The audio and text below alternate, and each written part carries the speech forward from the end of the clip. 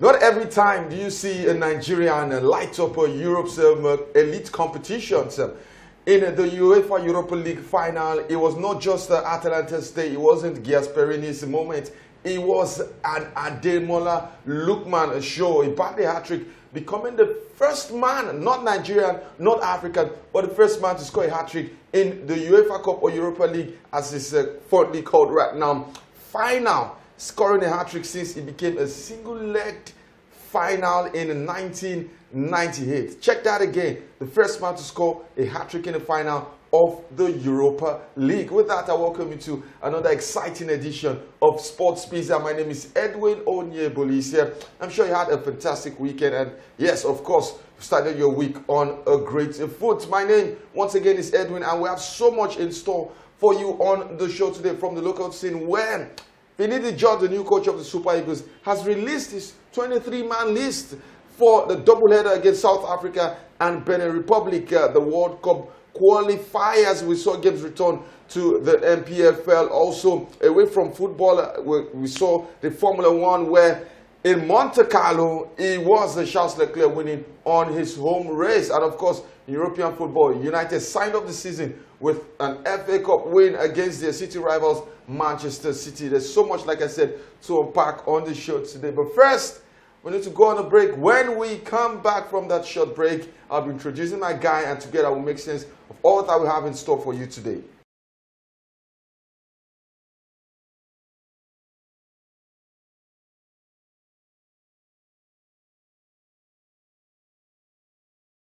All right, welcome back. It's still Sports Pizza, and together with me on set today is David. David, welcome to the show. How you doing? How's your week been? It's a pleasure as always to be here to do this with you.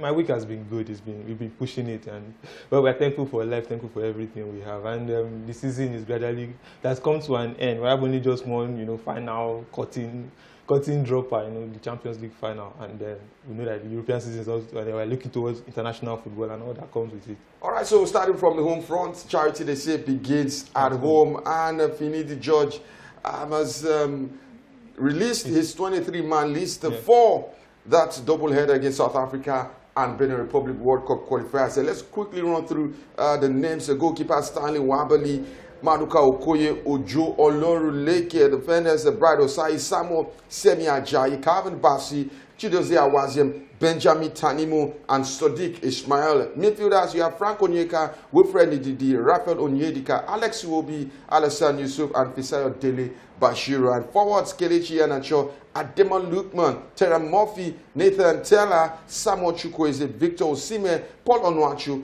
and Victor Boniface. Any surprises on the list? Well, surprises, I would say surprise omission. I think Bruno Yemachi, if you can go to Boa Vista and get Chidozie Awaziem, and you now leave his teammate, because both of them play virtually every game, except if one is suspended or injured. They play virtually every game. So I don't see why you take Awaziem and then you drop Onyemachi. And also the fact that there's no left back in that. There's no out-and-out left back. The only one is probably Calvin Bassi that can deputize as left, but we don't have a left back in that squad. And then Ojo Olorunleke, I don't know why he keeps getting invited. I think it's the Imba connection, because he's not the best goalkeeper in the league. He's not in top 3 best goalkeepers in the league. Sporting Lagos goalkeeper Christian Nwoku is there. There's also Bankole of Remo Stars, and also there's also Sai Kingdom of Duma United. When Olorunleke keeps getting, they did this with what's his name, with Ikechukwu Ezenwa over the time. He was not the best goalkeeper in the league, but he kept getting invited. Well, I think there's a slot for an MPFL goalkeeper, and somebody has to get it. All right, how about Sadiq Ismail? Yeah, it's a good inclusion. There's been a lot of clamor for him, and they say he's the Nigerian Daniel Alves. 13 assists in the league from right back. I think it's a good one. Probably will add maybe a bit of drive from the right back, but I don't think he's going to get enough game time in these two. These are crucial games. This is not the time to experiment, but it's time to bed him into the team, see if he can get up to speed, and going forward he become a staple in the team. What's your preferred starting lineup from this list? Well, like I said before, we don't have a left back, so I would have said but since the center back pairing at the Nations Cup, the 3 of them, one of them is missing in Trustekong, the captain, so we have Semi Ajayi and Calvin Bassi probably play as the center backs. Then maybe at left back, Calvin Bassi will deputize their right back, Osai Samuel. the goalkeeper. We know it's going to be Wabili. I'm happy that Madikauke is back in the team. He's had a good time, in this season. And also in midfield, when Ndidi is back, Onyeka is also there, and then Alexi Wobi, the three in midfield. Then in attack, the usual suspect, Victor Osimhen. I don't think Boniface will start yet because I don't see how both of them are going to be able to play in that team. Then Chukwueze on the left flank, and then on the right flank, Ademola Lookman, the man of the moment, man of the hour. Yeah. That's how I think we will shape up. All right, away from the Super Eagles of Nigeria, it was heartbreaking for the Golden Eagles. Yeah. Lost to the Ivorians 1-0 in the WAFU B Under-17 Championship.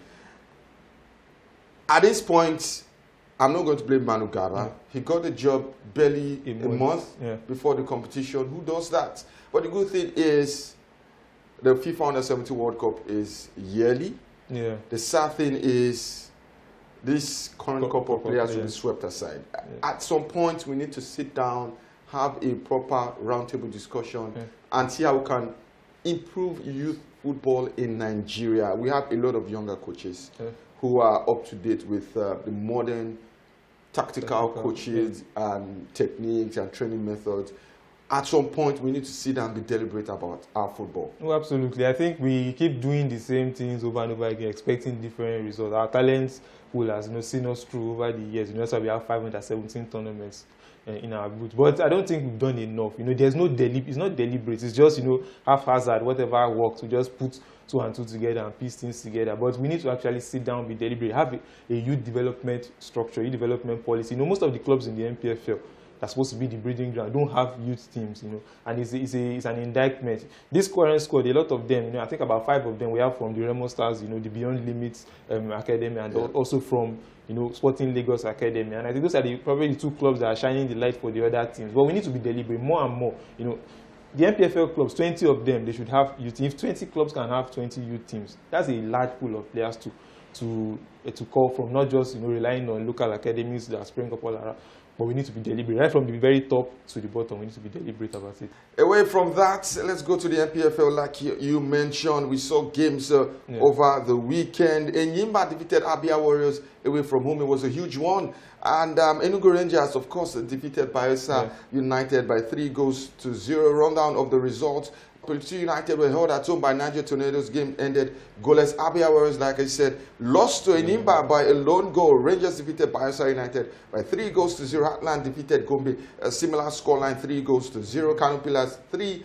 Doma United 1. Casino 2. Shooting Stars 2. Kwara United defeated Remo Stars 3-2. It was a 5-goal thriller in that one. Lobby Stars lost at home to Aqua United. Aqua doing themselves a huge favor to beat the drop. Rivers United defeated Sporting. It was a 4-1 Marlin, while the Sunshine Stars were held at home by Bendel Insurance. This weekend, we have a couple of games also. Taking a look at the key fixtures. Aqua United versus Heartland. That's a relegation, a 3-pointer. Remo Stars will host Kano Pillars in a particular one, and Enyimba will host Rivers United, while Sporting Lagos will be at home. Guess who against tabletoppers?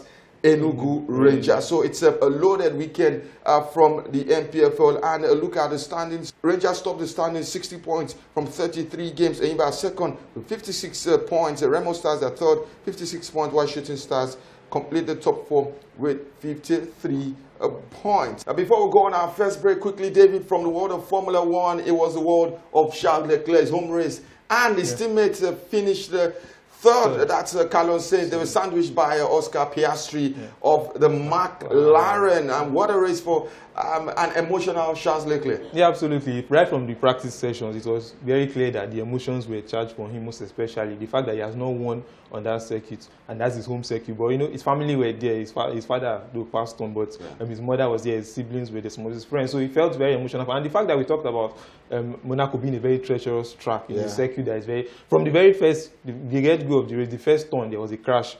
Nico Hülkenberg and then some 3 other drivers, they got involved in a crash. But good for Charles Leclerc. He was able to manage it, and he led the race. And one thing about Monaco is once you are in the lead, there are not many opportunities to to overtake. So I think he was able to manage it. Kept off Oscar Piastri for a huge portion of the race. And I think it's good for Formula 1. This is 9 races gone now, 6 as usual, Red Bull, but we have another three different set of winners. So I think this is more losses that they've encountered than even the entire last season. So probably it's excitement for the rest of us that want a competitive Formula One season. Talking about Max Verstappen, defending champion and current table topper, was only able to finish 6th on the standings, while the gap has been cut down to 31 points.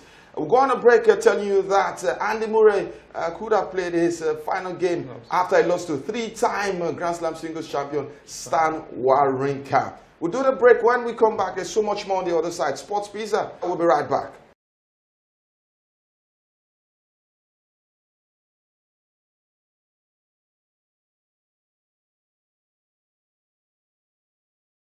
Welcome back to the second half of the show. Edwin and, of course, David still in the building. Remember to follow us on our social media platform at Sports Pizza. The handles are showing on your screens. David, it's time to talk European football. Where do we start? Let's start from the Apex, UEFA's Apex Cup competitions. We'll start with the Europa League. It was an Ademola Lookman show on the night where Leverkusen were looking to make history on beating 51 games. But guess what?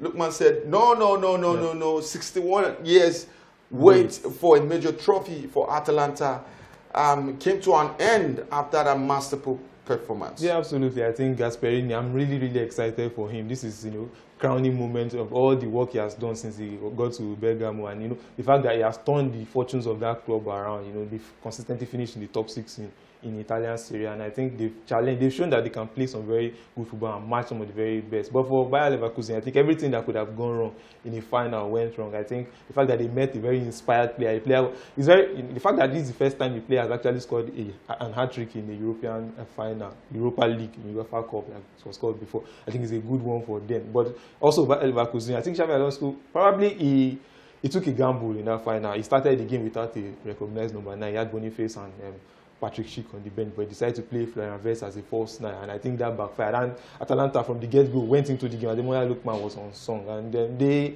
could not recover. Bayer Leverkusen could not find their way back into the game, and well, it had to end that way. I think that's what happened. And the fact that they only lost one game, that was the only game they lost all season in all competitions, but it was a painful loss. They will bounce back from it, I believe. Yeah, for Leverkusen, it was the season of the double, the German Bundesliga, and of course the German DFB Pokal, the sign of the season in style. The big one, the UEFA Champions League in Wembley this Saturday, June 1st.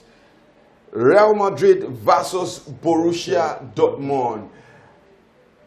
Can we expect an upset? We saw an upset in the Europa League. Are we going to see an upset this weekend? I don't think we can expect. We can hope for an upset and keep our fingers, but expecting it is Real Madrid. This is going to be, if they win, this is going to be Champions League number 15. And I think some of the statements that came from the players over the course of the build-up has been very funny. Valverde said he wants to win the 15th because he wears the jersey number 15. He wants to match it. So those are that kind of mentality. They believe they are already champions, and going into that game, I think Dortmund have a tall order. They will try their very best. They had a very remarkable run to the final. Knocking out Barcelona. Along the way, and I think they will try their very best, but they'll meet a very inspired Real Madrid. They've been here so many times, and I think Toni Kroos will probably want to end his career on a high. And I think it will be difficult, but it'll be an exciting game. Dortmund will give us a good game. Madrid will also do what they know how to do best, and we are looking forward to it. The last time Manchester United won the FA Cup in 2016, guess who won the Champions League, David? Real Madrid. All right, so maybe once again, history will repeat itself. Talking about Manchester United, who would have thought that they will sign off the season in emphatic fashion? It was a victory no one expected, but the performance was worthy of the occasion. Who would have thought that in 2 seasons, 3 domestic cup finals, 2 domestic cup finals win, one the League Cup, the other the FA Cup? It was a performance worthy of the occasion. Yeah, Edwin, I sat down, saw that game, and I was scratching my head. I was like, is this the Manchester United we have seen for the past 9 months of the season? It felt like, they came with a different kind of energy. And, well, it's the FA Cup, the magic of the FA Cup, played in their favor. From the very get-go of that game, they came out with a plan. Probably people want to give excuses for Manchester City that they were no idea. But Manchester City gave everything they could have given in that game. But United were just inspired. Some of the football they played, there's a particular point in that game where I saw, Kobe Mainu, Rasmus Højlund, and Bruno Fernandes, putting some passes together. I was like, where was this all season? But it feels like Erik Ten Hag wanted to prove his statement to Sir Jim Ratcliffe and the new board that, okay, I'm here to stay. If you give me the opportunity, I will correct all my wrongs. So let's see, maybe Ratcliffe would take the bait and maybe give him another opportunity. But Manchester United, credit to them. All right, but still with Manchester United, do you think that performance was born out of the players trying to prove a point that this is Manchester City? We can't allow them once again make history. Yeah. Last season they did history. City doing the treble. They've done 4 consecutive Premier League titles. Yeah. If they had done the FA Cup, it would have been the double, the first time in consecutive seasons in the Premier League.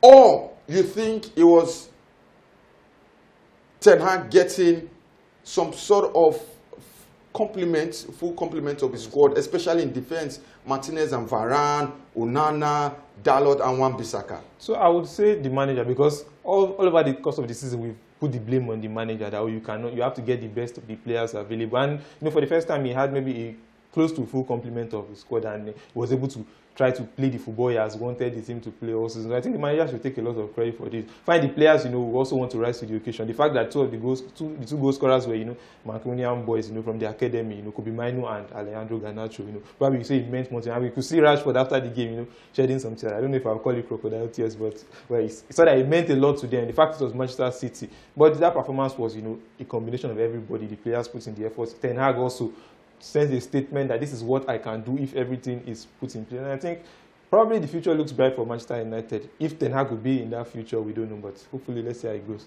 In the Italian Serie A, it was delirium for Empoli fans and of course Udinese fans. Both clubs escaped relegation on the final day. And if you guys didn't see the game, you can go out and watch the highlights. It was fantastic scenes, especially for Empoli, who got that late winner that secured their stay for the 2024-25 season in the Italian Serie A. David, finally, we'll wrap up the show with a bit of transfer news. This time, not from the players, but from the coaches. Company to Bayern Munich. Who would have thought?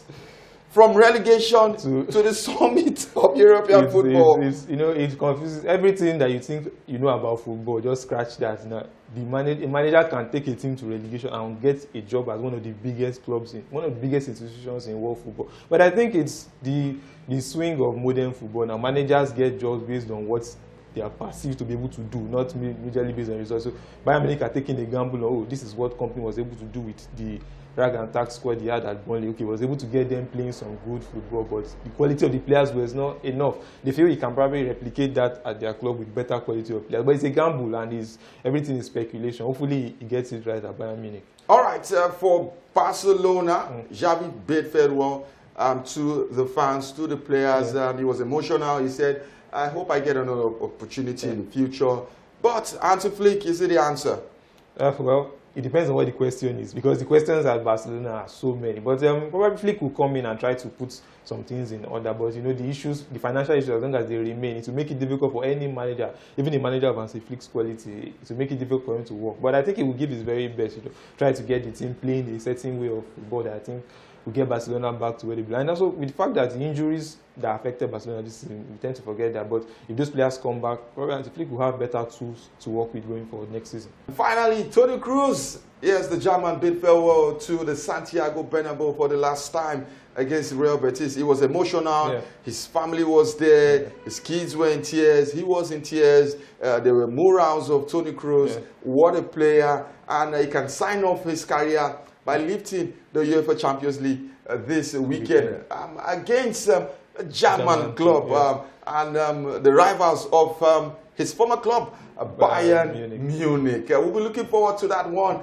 June 1st, the UEFA Champions League final, the end of Europe's official football calendar for the 2023-2024 season. And that is how we sign off on the show today. We're sure you had fun with us. We leave you with our video for the week. Do enjoy the video for the week. Remember to follow us on our social media platforms. It is at Sports Pizza. Like, subscribe to our YouTube page. Lovely, lovely contents there for you. Signing out, my name is Edwin Onyebolise. And I'm Abid David, as always.